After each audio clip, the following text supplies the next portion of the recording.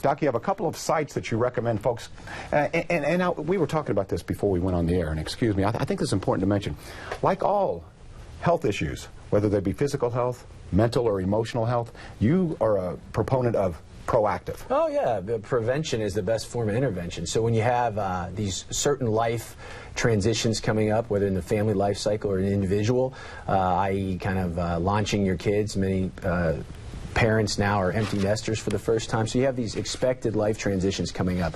So you can consult a marriage and family therapist in lieu of that, or when you see one of these transitions coming up, and you can, we'll tell you as we go on today how to contact and how to find the right fit in a marriage and family therapist.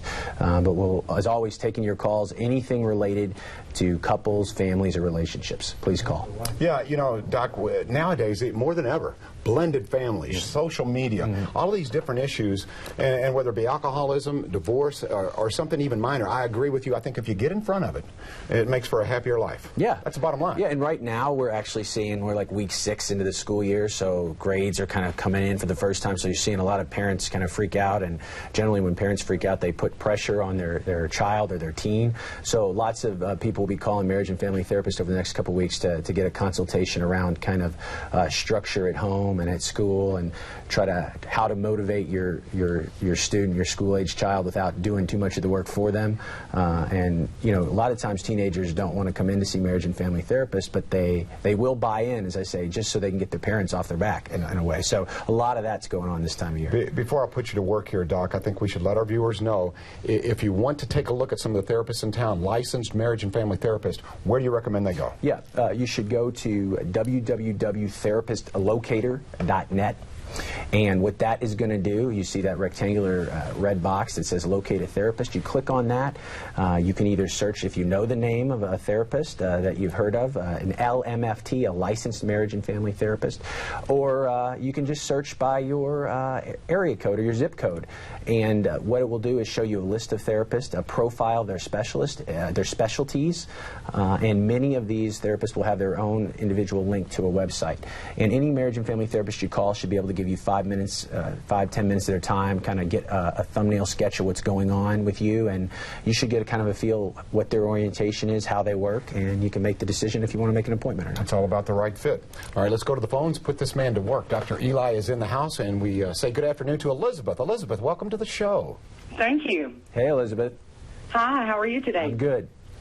I have a question. I know there's a lot of people who go through the empty nest syndrome, and I am one of the unlucky ones. I am not able to do that yet. My children are still in the home, 27 and 23. And when they get to a certain age, it's harder to get along. You know, you need to split up, get your own home. How do you get along with your children that are still in the home with you? Yeah, that's a great question. So this is the opposite of kind of failure to launch. Let me ask you a couple questions, Elizabeth. Are they in their home because they want to be, or because they don't have a larger plan moving on to something in the future? Why are they still there at 23 or especially 27? Probably a little bit of both. One, I've taken care of them all the time, so why should they bother? And then two, it is a lot harder out there.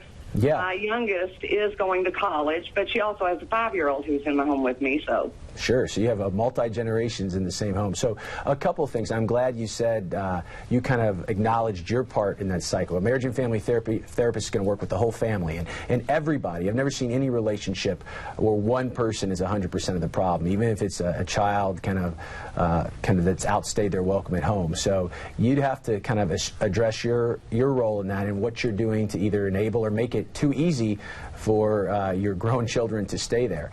Now, most people can cope in situations like this if there is a plan, meaning there's a means to an end. If they're just staying with you open-ended with no end in sight or no movement towards establishing their own independence, yeah, that's a pretty kind of hopeless and frustrated place to be sometimes. But if you can work with them on a plan, moving towards independence, financial and physical, obviously leaving, that is a good indicator. And any marriage and family therapist, if you call and you said, I have grown children at home, I want them to launch, but they're not quite there yet, they're going to help you kind of put together both a family plan and an individual plan for everybody in that house, including you as the mom and your adult children. Thank you very much for the call, and I appreciate you saying that you've rarely or ever seen it's 100% someone's problem. Yeah. Because my wife would say I'm wrong 100% of the time. Not the case, right? Right. Well, a lot of people that come in, we call them the fix my partner type of clients. They're the customers, so they call right away, and they want the therapist to just tell the spouse or the family member everything that's wrong with them. But marriage and family therapists don't work that way. They see the systemic reciprocal interaction, and everybody has a part in making it better. Everybody was a part in causing the problem, so everybody should have a part in doing something about it. Systemic reciprocal. Yeah. What you said. Jargon, yeah. All right, 571-5263. Let's go to an email real quickly, and you can send your email. Which site do you recommend? Yeah, you want to send it to kamft@twc.com, and we answer a large majority of those emails on the show, and this one actually came in a couple weeks ago. Says, I'm getting married in a few months, but I'm worried about my fiance's isolating behaviors. He enjoys spending a lot of time alone, reading or playing video games, whereas I always want to go out and spend time with family and friends. He says he's always been this way and I shouldn't take it personally. Please help. Cindy, this is an issue, I think, as you said, proactive. This is something you might want to get in front of, correct? Yeah, these are people that, thank you for the email, Cindy.